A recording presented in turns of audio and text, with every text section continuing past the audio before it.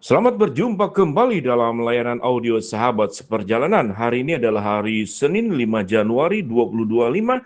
Tema renungan saat teduh kita dengan judul Datangnya Firman Tuhan. Firman Tuhan terambil dalam Yeremia 1 ayat 1 sampai dengan ketiga. Inilah perkataan-perkataan Yeremia bin Hilkia dari keturunan imam yang ada di Anatot di tanah Benyamin. Dalam zaman Yosia bin Amon, Raja Yehuda, dalam tahun ke-13 dari pemerintahannya, datanglah firman Tuhan kepada Yeremia. Firman itu datang dalam zaman Yoyakim bin Yosia, Raja Yehuda, sampai akhir tahun ke-11 zaman Zedekia bin Yosia, Raja Yehuda, sehingga penduduk Yerusalem diangkut ke dalam pembuangan dalam bulan yang kelima. Mari kita berdoa. Bapa yang di dalam surga, sungguh tanpa firman Tuhan yang datang dan menemui kami di dalam diri Kristus Yesus, dan tentunya lewat Alkitab yang kami terima, maka kehidupan kami tanpa ada tuntunan. Di dalam nama Tuhan Yesus kami berdoa, amin. Shalom sahabat seperjalanan yang dikasihi Tuhan. Kalau berbicara tentang firman Tuhan, kita belajar dari Kejadian bahwa firman itu adalah Tuhan sendiri, dan dikatakan di dalam Yohanes 1 ayat 1 juga, firman itu adalah Allah yang datang ke dalam dunia di dalam diri Kristus Yesus. Kata firman dalam pemahaman kita tentu adalah ucapan. Tetapi ucapan itulah yang disebutkan oleh Allah, yang menjadikan apa yang diucapkan oleh Allah itu terjadi. Firman itu adalah yang sudah kita pegang saat ini di dalam Alkitab yang sangat lengkap. Namun di dalam Perjanjian Lama, tentu firman Tuhan itu berproses. Sebelum Alkitab kita terima, maka Tuhan berfirman lewat mimpi, lewat malaikat, lewat suaranya langsung, dan lewat kemudian berbagai macam pengalaman-pengalaman yang terjadi, lewat penglihatan, lewat pertemuan langsung, bahkan lewat sinar yang kemudian ada suara sewaktu Paulus jatuh dari kuda tunggangannya. Sehingga firman Tuhan itu kemudian diberikan oleh Allah di dalam proses yang panjang. Kita bersyukur saat ini firman itu datang kepada kita di dalam kondisi yang sudah sangat lengkap.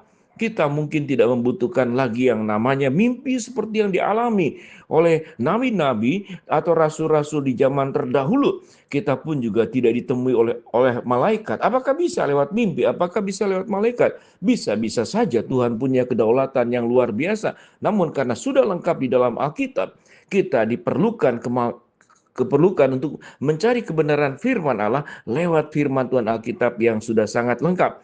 Firman Tuhan berkata, firman Tuhan itu datang kepada Nabi Yeremia. Dan dalam Nabi Yeremia dikatakan pada zaman Yosia bin Amon, Raja Yehuda. Kita tahu Yosia itu, kalau kita melihat runutannya, ayahnya adalah Amon. Amon itu adalah raja yang jahat. Dia memerintah dan sering menghancurkan banyak tulisan-tulisan firman Allah, tetapi kemudian dia dibunuh oleh pegawainya sendiri. Sementara kakeknya Yosia adalah Manasye dan juga jahat. Jadi kemudian anaknya Yosia adalah Yoyakim, juga adalah jahat. Dan dia menyembah berhala dan berupaya untuk membunuh Yeremia. Hanya Yosia yang kemudian membuka dirinya, melakukan pertobatan, dan mengajak rakyatnya untuk datang kepada Allah. Sehingga kalau kita boleh simpulkan, datangnya firman Tuhan di zaman terdahulu, sekarang, dan yang akan datang, itu diresponi oleh setiap orang dengan cara yang berbeda. Ada orang yang sangat membenci firman Tuhan, mencoba kemudian membakar Alkitab, membakar gereja, kemudian mencoba untuk menganiayai anak-anak Tuhan, jemaat-jemaat Tuhan. Itu terjadi dari dulu dan zaman sekarang pun sama. Bagaimana kemudian orang-orang yang tidak bertanggung jawab, yang melakukan kekerasan, melakukan penutupan gereja, penyegelan, pelarangan ibadah, bahkan sedemikian membenci umat-umat Allah. Itu terjadi dari dulu, sekarang, dan yang akan datang. Bukankah Kristus berkata pada akhir zaman, orang-orang akan keluar nabi-nabi palsu, mereka yang menyebut nama Tuhan, sesungguhnya mereka tidak sama dan mereka tidak mengikuti jalan Tuhan. Nabi-nabi palsu, orang-orang yang sesat, Alkitab mengatakan orang bebal, orang kafir, orang yang kemudian dipenuhi oleh hawa nafsu. Mereka tidak suka melihat kebenaran firman Allah, tentu menyilaukan mereka, mengganggu kemudian keberdosaan mereka. Dan kalau kita boleh bersyukur pada saat ini, datangnya firman Tuhan yang sudah lengkap pada diri kita, Tidak boleh kita kemudian menyia-nyiakan sedemikian rupa. Kalau kita boleh melihat di zaman terdahulu, begitu sulitnya mendapatkan kebenaran firman Allah yang tidak seleluasa yang kita miliki. Pada saat ini kita bisa memiliki Alkitab dari ukuran kecil, terjemahan baru, terjemahan lama. Kita bisa memiliki Alkitab dalam bentuk elektronik, dalam bentuk suara, bahkan buat anak-anak sudah ada Alkitab bergambar, kemudian firman Tuhan diungkapkan di dalam film-film kartun, dan kemudian juga film-film yang secara real, bahkan sekarang ada film-film yang disampaikan dalam bentuk AI yang memudahkan kita untuk bisa memahami kebenaran firman Allah. Kalau tanpa firman Tuhan yang datang kepada kita, Tuhan yang berfirman, dan firman yang hidup datang di dalam diri, Kristus Yesus sebagai anaknya, firman itu datang menjadi daging, maka kehidupan kita akan tersesat, kehidupan kita akan mengalami kebinasaan, kehidupan kita ada di dalam kefanaan. Selesailah seluruh hidup kita jauh dari terang firman Allah, jauh dari keselamatan, jauh daripada pengampunan dosa yang kita butuhkan. Kita akan mati di dalam maut, kita akan mati di dalam dosa, dan kita akan mati di dalam kekekalan, dalam siksaan yang sangat luar biasa suatu hari kelak nanti. Kalau Tuhan tidak berfirman, mengapa Tuhan berfirman?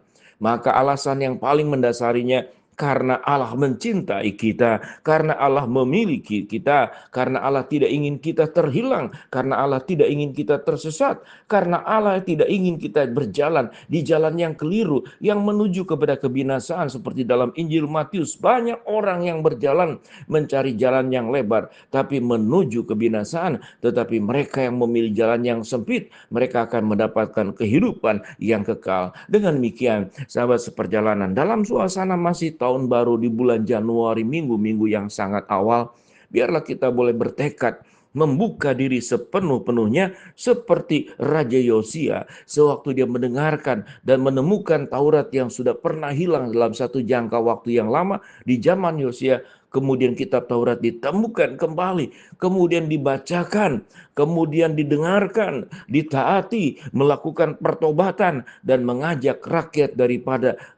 Yehuda yang di bawah pimpinan Raja Yosia untuk mereka kembali kepada Tuhan, melakukan pertobatan secara massal dan menyeluruh.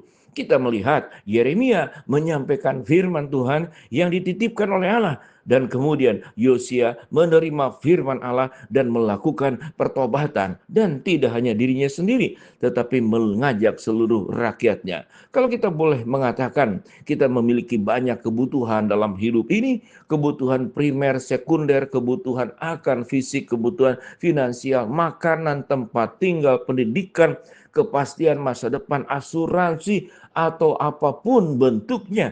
Tetapi yang kita butuhkan sangat utama adalah firman Allah. Dari firman Allah yang berfirman, aku akan mencukupkan engkau, menjaga engkau, menyelamatkan engkau, menebus engkau, melindungi engkau, menyertai engkau, menguatkan engkau. Firman yang sangat lengkap dari janji Allah yang tertulis di dalam Alkitab. Berikan waktu yang cukup di tahun awal ini untuk kita belajar firman Allah, bergumul dengan firman Allah, dan tentunya yang paling akhir adalah melakukan firman Tuhan dengan setia. Mari kita berdoa. Bapa dalam surga, terima kasih buat datangnya firman Tuhan. Hamba-Mu berdoa buat sahabat seperjalanan yang sakit, Tuhan jamah sembuhkan. Yang sedang menghadapi masalah, Tuhan bukakan jalan. Yang sedang berdoa mengharapkan sesuatu, Tuhan kabulkan sesuai dengan waktu dan rencana Tuhan yang terbaik. Di dalam nama Tuhan Yesus kami berdoa. Amin. Shalom, Tuhan memberkati kita semua.